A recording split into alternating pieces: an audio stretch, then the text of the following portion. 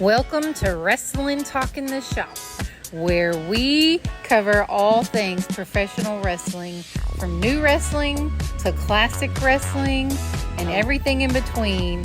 We go to wrestling, we do some wrestling, and everything in the ring. Hey guys, it's Jonathan from Wrestling Talk in the Shop, and welcome back to the channel. And it's that time of the year again where we look back on reflect on the year in the past, the end of the year, I guess you might say, and we look at everything that I've purchased, and I try to think, what is the 10 best items that I purchased?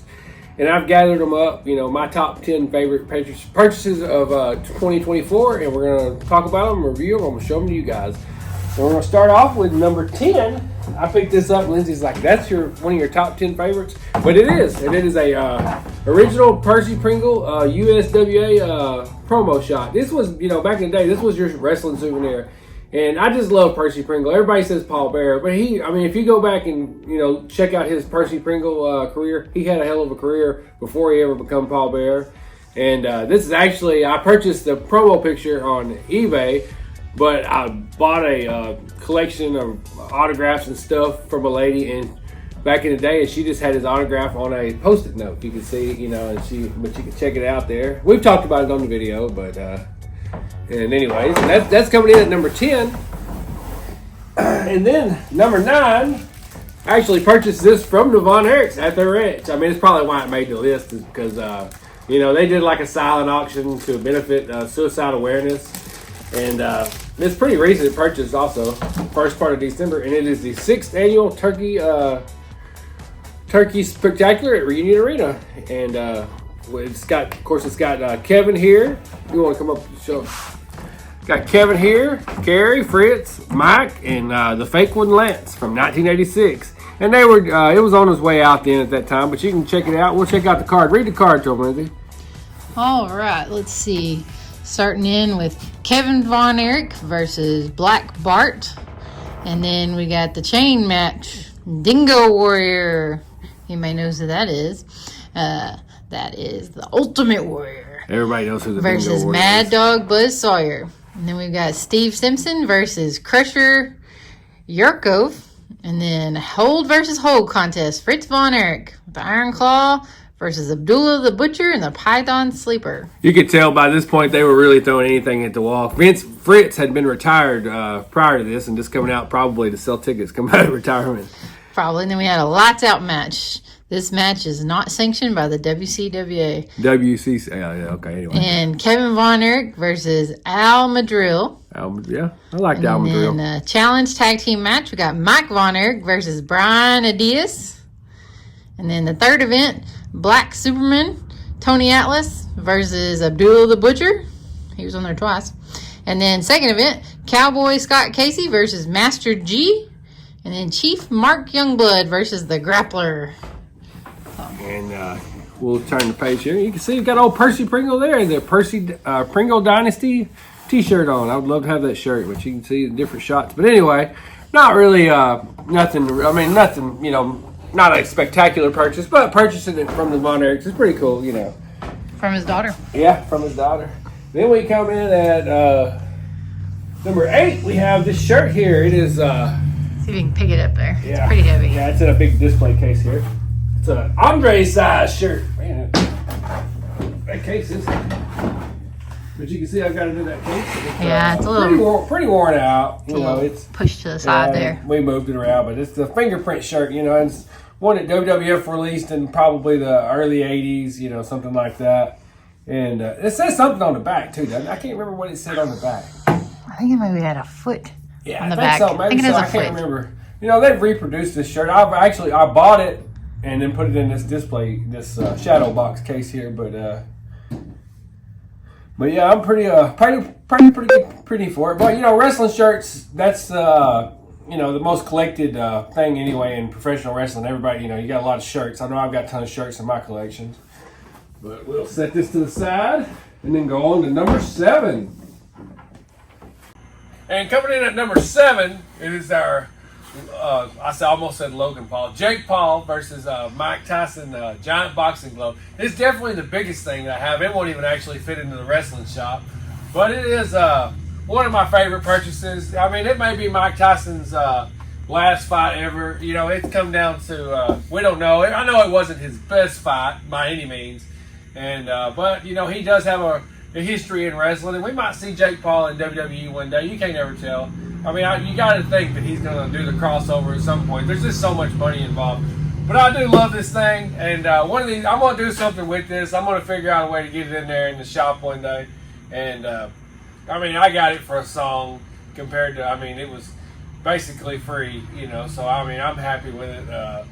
It's a giant Netflix. Netflix ain't going anywhere. You can see it. We got the, you showing it to them? Is you see good? You got the thing up there. I mean, it's just, it was a lot of stress getting it.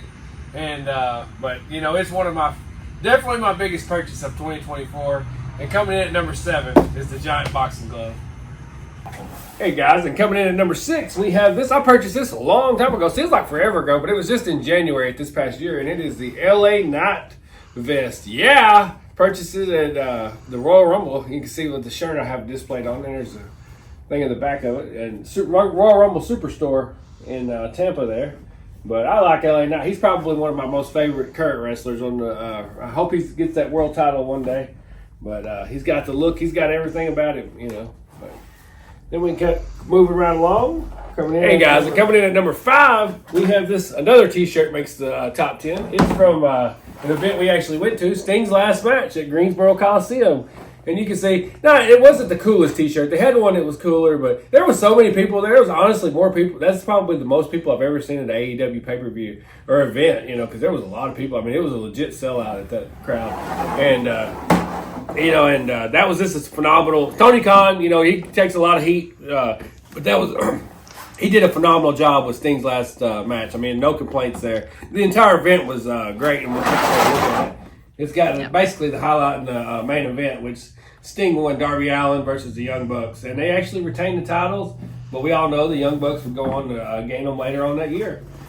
And then coming in at number 4, we have this thing.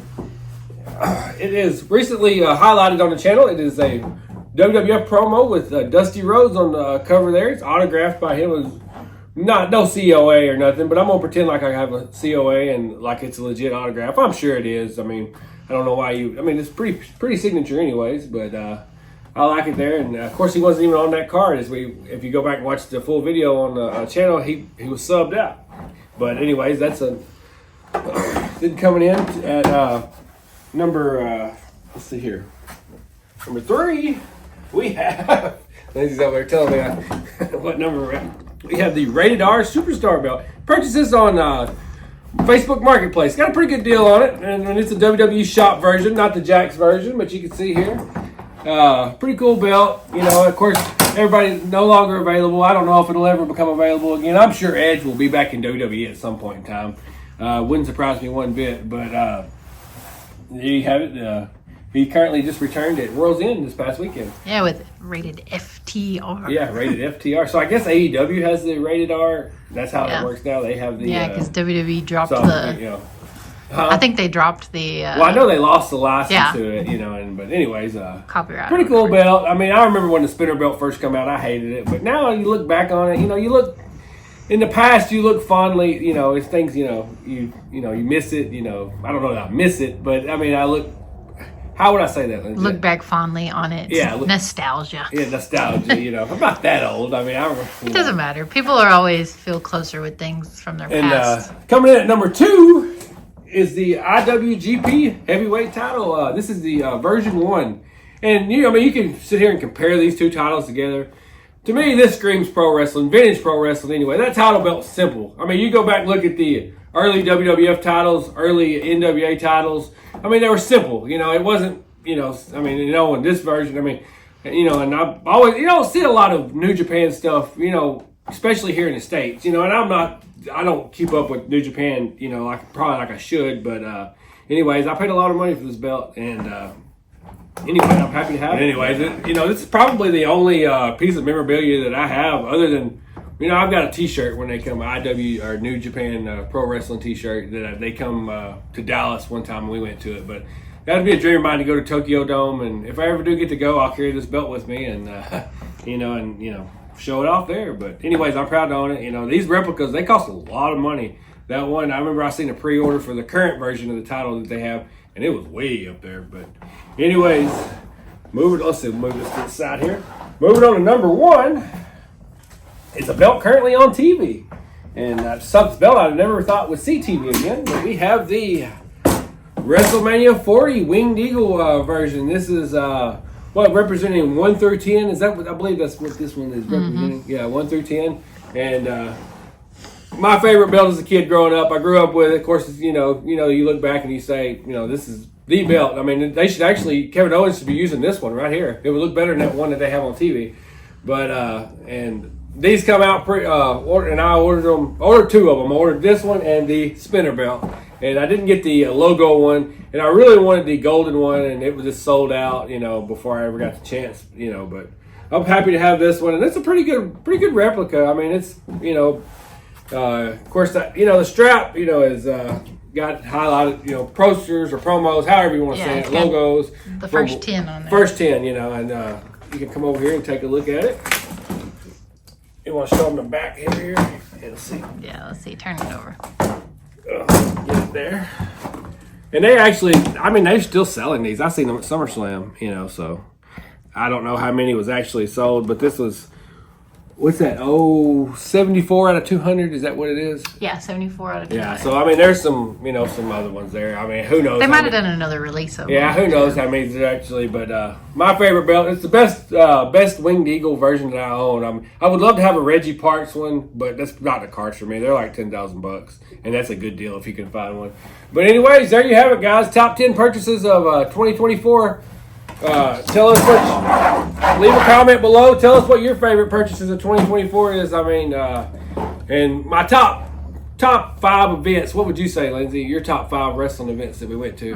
We went to a lot. Yeah, we went to a lot. WrestleMania. WrestleMania, and then Sting's last match. Night 2 was better. Yeah, and then we went to Night 2 was better because Night 1 was cold. And then we went to like a whole passel of small shows that AEW did in Arlington at the Summer Series. What was that? What was that arena? I can't remember the arena. Esports Arena. Esports Arena. Very small, intimate. It was just like going to an independent show, but with AEW's production. Some people, I like AEW. Some people talk about it, but I like AEW. I like WWE. We went to Austin. Yeah, we went to Austin. That was a ton of fun. SummerSlam really wasn't that fun to me. It really wasn't. I didn't. It just really, the card, we were close and you seen it good. Yeah, we had great seats. But the card, it was like everybody was just waiting on Roman Reigns to return, It just kind of, the main event, Solo and Cody Rhodes, this didn't really do much for me. But anyways, there you have it, guys. We do all things pro wrestling on the channel. Thanks for watching. Like and subscribe. Hit that notification bell.